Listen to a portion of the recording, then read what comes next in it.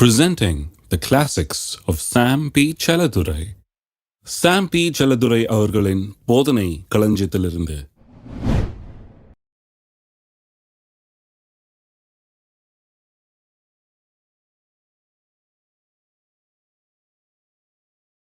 மத்தேயு 4:23. பின்பு இயேசு பாருங்க, இயேசு என்ன விதமான சுவிசேஷத்தை பிரசங்கித்தார் பாருங்க. இயேசு கலிலேயா எங்கும் சுற்றி நடந்து அவருடைய ஜெபாலயங்களில் உபதேசித்து ராஜ்யத்தின் சுவிசேஷத்தை பிரசங்கித்தார். அப்ப ராஜ்யத்தின் சுவிசேஷம்னு இருக்குது.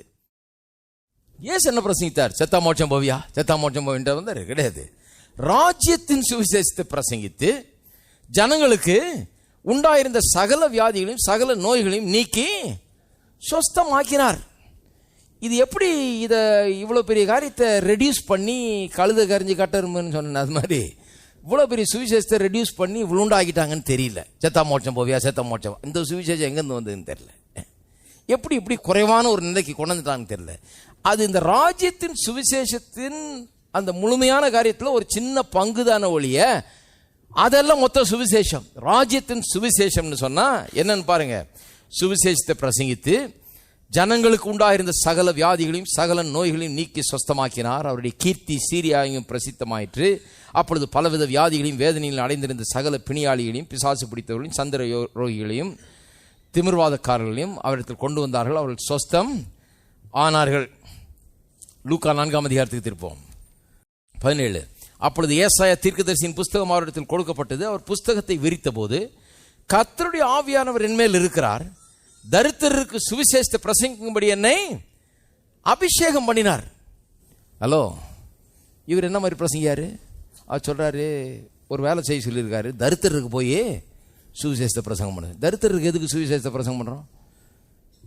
தரித்திரருக்கு நற்செய்தியை பிரசங்கம் பண்ணுங்கன்றாரு. என்ன நற்செய்தி? நம்ம ஊர்ல என்ன சொல்றாங்க நற்செய்தினா, தரித்திரரே பயப்படாத, இந்த உலகத்துல நீ லாசரு மாதிரி இருந்துக்கோ, மோட்சத்தில் உனக்கு மாளிகை உண்டு, இந்த ஏழைக்கும் பரலோகத்தில் ஒரு மாளிகை உண்டு. பாட்டை பாட்டோம் நம்ம.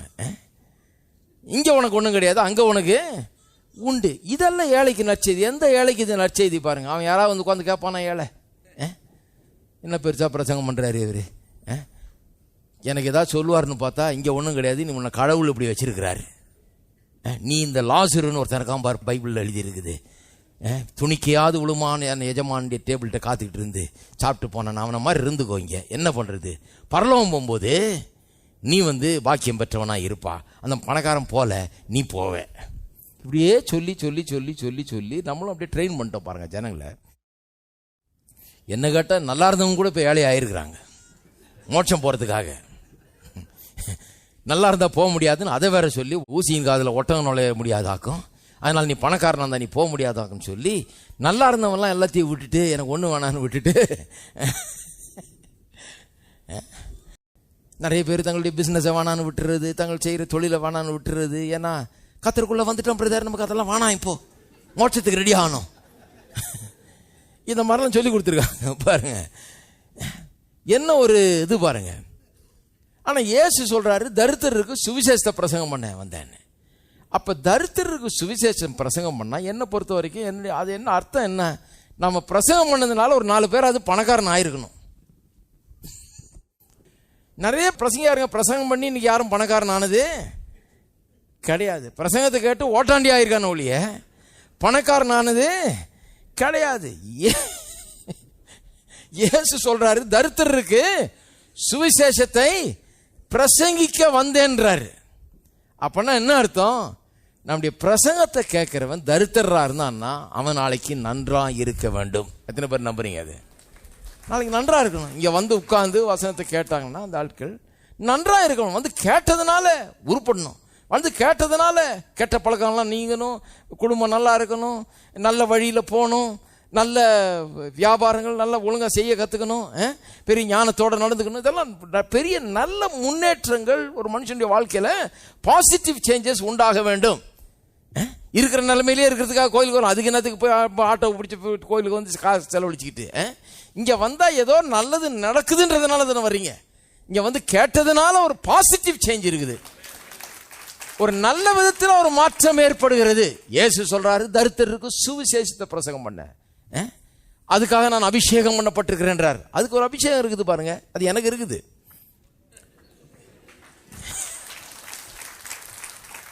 அதை நான் ரொம்ப விரும்புகிறேன் பாருங்க.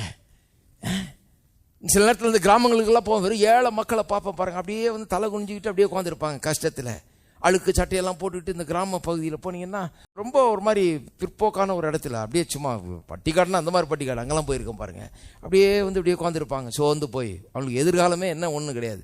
சும்மா ஒரு பாட்டு பாடி 4 வார்த்தை பேசினோடனே எல்லாம் இப்படி பார்ப்பாங்க எல்லாரும், என்னடா இதுன்னு நம்ம புதுசாக சொல்கிறாருன்னு சொல்லி. ஏன்னா நம்ம போனதுனால 4 உள்ளங்களில் நம்பிக்கை உண்டாக வேண்டும், ஒளி பிரவேசிக்க வேண்டும், அவன் எதிர்காலத்தை குறித்து வேற விதமாக எண்ண வேண்டும், தன்னுடைய வாழ்க்கை குறித்து, தன்னுடைய கடவுளை குறித்து, தன்னை உண்டாக்கின அந்த தெய்வத்தை குறித்து, தன்னுடைய வாழ்க்கையின் நோக்கத்தை குறித்து ஒரு புதிய கண்ணோட்டம் மனுஷனுக்கு உண்டாகணும். அது இல்லைன்னா என்னத்துக்கு பிரசங்கம் பண்ணணும், இல்லைன்னா எதுக்கு அது டிவியில் போடணும்? நம்ம மத பிரசங்கத்தை பண்ணுறதுக்காக டிவியில் போடுறோம் கிடையாதுங்க. மனுஷனை தூக்கி விடுற பிரசங்கம், தரித்திரருக்கு சுவிசேஷத்தை பிரசங்கம் பண்றதுக்காக தான் போட்டுட்டு இருக்கிறோம். சொல்றாரு அதுக்கு ஒரு அபிஷேகம் இருக்குன்றாரு. அதுக்கு நான் அபிஷேகம் பண்ணப்பட்டிருக்கிறேன், இருதயம் நறுங்குண்டவர்களை குணமாக்க, சிறைப்பட்டவர்களை விடுதலை செய்ய, குருடருக்கு பார்வை பிரசித்தப்படுத்த, நொறுங்குண்டவர்களை விடுதலையாக்க. ஆவி ஆத்துமா சரீரத்தில் உள்ளத்தில் எல்லா விதத்திலும் பாதிக்கப்பட்டவர்களுக்கு, சமுதாயத்தில் நொறுக்கப்பட்டவர்களுக்கு, கீழ்த்தரமாய் நடத்தப்பட்டவர்களுக்கு, மிதிக்கப்பட்டவர்களுக்கு, நீதி நியாயம் நேர்மை கிடைக்காதவர்களுக்கெல்லாம் அவர்களெல்லாம் தூக்கிவிடக்கூடிய, அவர்களுக்கெல்லாம் நம்பிக்கை ஊட்டக்கூடிய, அவர்களெல்லாம் தலை நிமிர வைக்கக்கூடிய பிரசங்கமாய் இருக்க வேண்டும். அதுக்கு தான் தேவன் என்னை அபிஷேகம் பண்ணி இருக்கிறார் சொல்லி இருக்கிறார். யாராவது வரட்டீங்க, ஒடுக்கப்பட்டவர்கள், தாழ்த்தப்பட்டவர்கள், மிதிக்கப்பட்டவர்கள்லாம் வந்தாங்கன்னா இங்க தலை நிமிந்துருவாங்க. இங்கிருந்து போறதுக்குள்ள ஆள் வித்தியாசமா இருப்பாங்க. வீட்டில் போனா ஐயோ என்ன ஆச்சுன்னு கேட்பாங்க. ஒரு அம்மா சொல்லுது, அந்த புருஷன் பாருங்க போட்டு அடிச்சு உதச்சி என்னென்னமோ பண்ணிட்டு இருக்கிறாரு, பயமுறுத்தி இது பண்ணிட்டு இருக்கிறாரு. இங்க இந்த அம்மா ஒரு 6 மாசம் வந்துச்சு பாருங்க, ஆளே மாறிடுச்சு.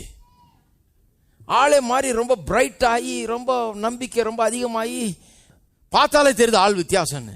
புருஷன் கேட்கறான என்ன ஆச்சு உனக்கு, இப்பெல்லாம் வர வர வேற மாதிரி இருக்கிற, நீ கொஞ்சம் கூட பயமே கிடையாது உனக்கு, முன்ன அலறுவேன், இப்போ ஒண்ணுமே அலறலும் கிடையாது, ஒன்றும் கிடையாது, எதுக்கும் பயப்படுறது கிடையாது. அது ஏன்னா கோயிலுக்கு போறேன் நான் நினைச்சான்.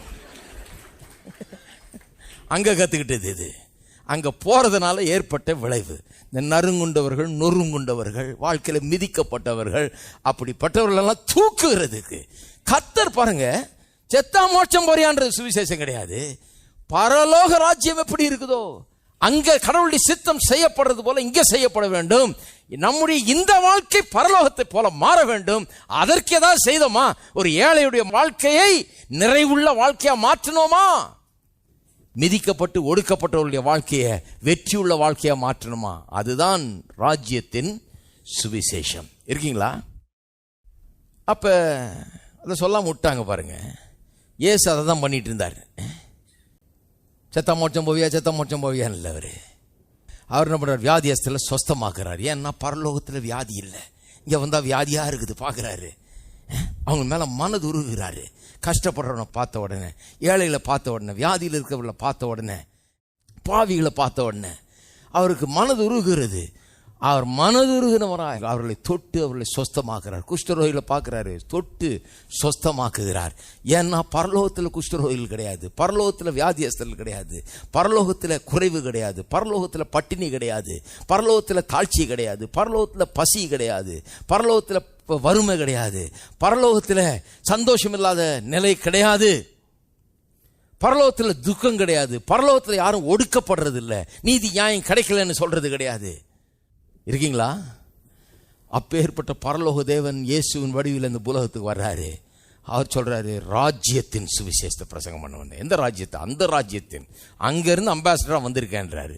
நீங்க வாசித்து பாருங்க, வேதம் சொல்லுது நம்மளும் அம்பாசிடர்னு சொல்லி இருக்குது. திருப்புவோம் 2 கொரிந்தியர் 5:20 ஆனபடினால் தேவனானவர் எங்களை கொண்டு புத்தி சொல்லுகிறது போல நாங்கள் கிறிஸ்துவுக்காக ஸ்தானாபதிகளாக இருந்து, ஸ்தானாபதிகள் என்ற வார்த்தையை ஆங்கில வேதாந்தத்தில் பார்த்தீங்கன்னா அம்பாசடர்ஸ் ஃபார் கிரைஸ்ட். கிறிஸ்துவுக்காக ஸ்தானாபதிகள்ன்றத ஆங்கில மொழிபெயர்ப்பு இப்படி மொழிபெயர்ப்பு, அம்பாசடர்ஸ் ஃபார் கிரைஸ்ட்.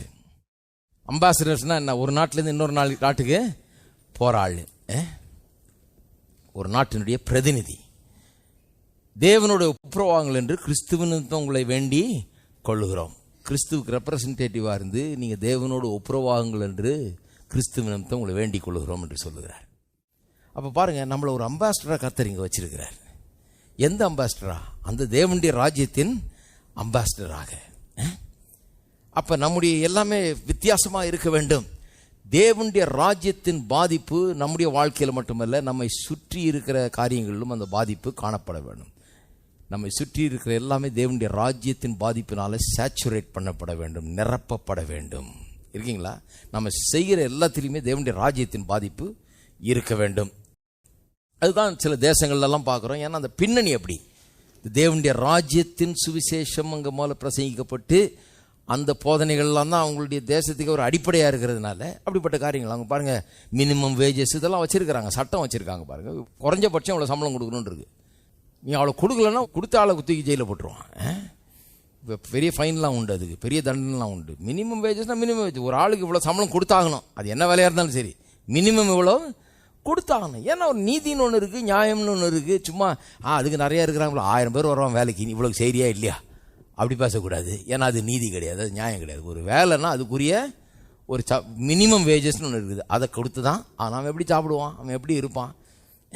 1000 பேர் இருக்காங்கன்னு சொல்லி எவ்வளோ குறைச்சி தர முடியுமோ குறைச்சி தந்தா அவன் எப்படி வாழ்வான்? அவன் அந்த ஒரு திங்கிங் கிடையாது. பாருங்கள், நிறைய பேருக்கு அந்த மாதிரி திங்கிங்கே கிடையாது. அவங்க தேவனுடைய ராஜ்யம் இல்லை, தங்களுடைய ராஜ்யத்தை தான் யோசிச்சுன்னு இருக்கிறாங்க. தங்களுடைய ராஜ்யத்தை பில்டப் பண்ணிட்டு இருக்கிறாங்க.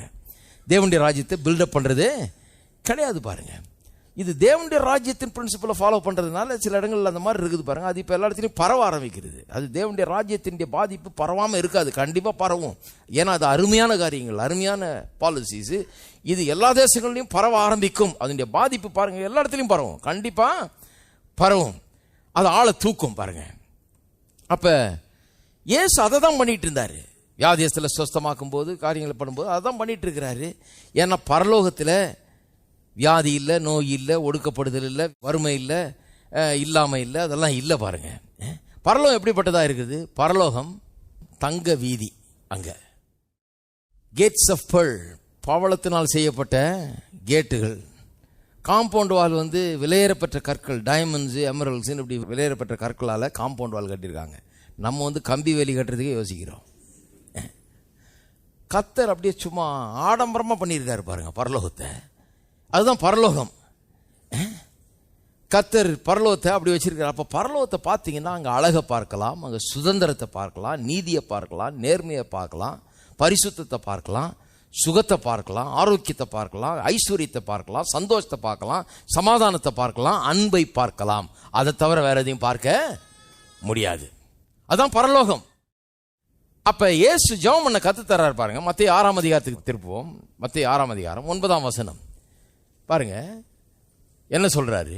நீங்கள் ஜெபம் பண்ண வேண்டிய விதமாவது, பரமண்டலங்களில் இருக்கிற எங்கள் பிதாவே, உம்முடைய நாமம் பரிசுத்தப்படுவதாக, உம்முடைய ராஜ்யம் வருவதாக, உம்முடைய சித்தம் பரமண்டலத்தில் செய்யப்படுவது போல பூமியிலையும் செய்யப்படுவதாக. அப்படின்னா என்ன அர்த்தம்? கர்த்தாவே, பரலோகம் அவ்வளவு நிறைவு பெற்ற இடமா இருக்குது. தங்க வீதி, பவளத்தில் கேட்டு, காம்பவுண்ட் வால் டைமண்ட்ஸில் இருக்குது. இவ்வளவு இப்படி இருக்கிற பரலோகமாக இருக்குது. பரலோகத்தில் உம்முடைய சித்தம் செய்யப்படுகிறது போல. அப்போ அதை பார்த்தா என்ன தெரியுது? இதுதான் கடவுளுடைய சித்தம்னு தெரியுது. நீங்கள் ஏதேன் தோட்டத்தை பாருங்க. நிறைய பேர் எப்படி கெட்டு போனாங்கன்னா, இன்னைக்கு இருக்கிற உலகத்தை பார்த்து தான் கெட்டு போனாங்க. இன்னைக்கு இருக்க உலகத்தை பார்த்து கடவுள் இப்படி உண்டாக்கியிருக்காருன்னு கிடையாது. ஏதேன் தோட்டத்தை பாருங்க. It's an exact replica of heaven. முதல் 2 அதிகாரத்தை பைபிளில் வாசிங்க, அப்புறம் பைபிளில் கடைசி 2 அதிகாரத்தை வாசித்து பாருங்க. கடைசி 2 அதிகாரம் பரலோகத்தை குறித்த வர்ணனை அங்கே எப்படி இருக்குதுன்னு. முதல் 2 அதிகாரம் ஏதேன் தோட்டம் முதல்ல எப்படி இருந்ததுன்னு, பூமி உண்டாக்கப்பட்டப்போ முதல்ல எப்படி இருந்ததுன்னு. ரெண்டுத்தையும் பார்த்தீங்கன்னா அதில் உள்ள ஒற்றுமையை பார்ப்பீர்கள். சிமிலாரிட்டிஸ் ஆச்சரியப்படத்தக்க விதத்தில் இருக்கும். அதில் ஆச்சரியமாக ஒன்றும் கிடையாது. ஏன்னா பரலோக தேவன் இந்த பூமியை உண்டாக்கும் போது அவருக்கு இருக்கிற வீடு மாதிரியே மனுஷனுக்கு ஒரு வீடை உண்டாக்கி கொடுத்தார். அவர் நல்லா வசதியாக வாழ்ந்துக்கிட்டு பக்கத்தில் பையனுக்கு ஒரு குடிசை போட்டு கொடுக்கல. ஆதாம், இங்கே வா, உனக்கு ஒரு நல்ல சின்ன குடிசையாக வச்சிருக்கிறேன், தாழ்மையாக இருக்க கற்றுக்கோ, நீ உனக்கு 2 குடம் தண்ணி சப்ளை பண்ண சொல்லியிருக்கிறேன் கார்பரேஷனில் சொல்லி, அதனால ஃபில்டர் பண்ணி குடி. கிடையாது. அவர் என்ன பண்ணார்? 4 நதியை விடுறாரு ஒருத்தனுக்காக. ஐயோ, ஒருத்தனுக்கு 4 நதி, அவன் ஏன் பிள்ளைன்றாரு. அதனால 4 நதியை விடுறேன் நான். சிலர் சொல்றாங்க அங்கங்கேயே தங்கம் இருந்தது. நல்லா வாசித்து பாருங்க, 2ஆம் அதிகாரத்தில் சொல்லி இருக்குது. அங்க பொன் விளைகிற பூமி, அது அந்த தேசத்தின் தங்கம் நல்ல தங்கமா, கோல்டு, இந்த லேண்ட் வாஸ் குட் அப்படின்னு சொல்லியிருக்குது. அப்ப அங்க தங்கத்துல வீதியா போட்டவர் என்ன சொன்னார், நான் பூமி கடியில வச்சிடறேன் தங்க சுரங்கமா, நீ என்ன வேணா போட்டுக்கொண்டார். ஹலோ, நம்ம என்ன பண்றோம், வெறும் தாரையா கொட்டி ரோடு போட்டுருக்கிறோம். ஏன்னா நமக்கு புத்தி லெவல் கொஞ்சம் ஏறுறது ரொம்ப கஷ்டம். ஏன்னா விழுந்து போன மனுஷர்கள் ஆயிட்டோமே நம்ம. ஆதாம் பாவம் செஞ்ச பிறகு எல்லாத்தையும் இழந்து பிசாசு எல்லாத்தையும் அவன்கிட்ட எடுத்துட்டதுனால இப்ப புத்தியா மாறி போச்சு. இப்ப இல்லாம வறுமை, நோய், அது இது நல்லா பழக்கப்பட்டாச்சு. இதுதான் வாழ்க்கைன்றதுல செட்டில் ஆயிட்டோம் நாம. இப்ப தங்கத்துல வீதினா வரும், அது எப்படி தங்கத்துல, அப்புறம் எதுக்கு தங்க சுரங்கத்தை வச்சாரு கடவுள்? பேசாம தீநகர் மாதிரி 2 கடையை வச்சு விட்டுருக்கலாம், போய் வேண்டிய வளையல் இது வாங்கிக்கன்னு சொல்லி. தங்க சுரங்கத்தை என்னத்துக்கு வச்சாரு? நீ நோண்டி நோண்டி நோண்டி போட்டுக்குப்பா. அது மட்டும் இல்லாம பொன் விளைகிற பூமியா வச்சாருன்றாரு. ஏன் விளையணும் அது? ஏன்னா என்னைக்குமே இல்லைன்னு கூடாது, அந்த அளவுக்கு விளைஞ்சுக்கிட்டே இருக்கணும்னு வச்சாரு. ஹலோ, நான் தான் சொன்னேன், தரித்திரருக்கு சுவிசேஷ பிரசங்கத்துக்கு எனக்கு ஒரு அபிஷேகம் இருக்குது. அதனாலதான் அது வந்துகிட்டே இருக்குது. அதனால விளையிற பூமியா வச்சார். பொன் கிடைக்கிற தீநகரா இல்ல, பொன் விளைகிற பூமியை கத்தர் வச்சாரு. இப்ப பொண்ணு கிடைக்கிறதே பெரிய காரியமா இருக்கு. தங்க கடையில் நின்று சிலர் கண்ணாடியில பாக்குறதோட சரி, நல்லா இருக்குது இல்ல அப்படின்னு, ஏன்னா கையில தொட முடியாது அதை.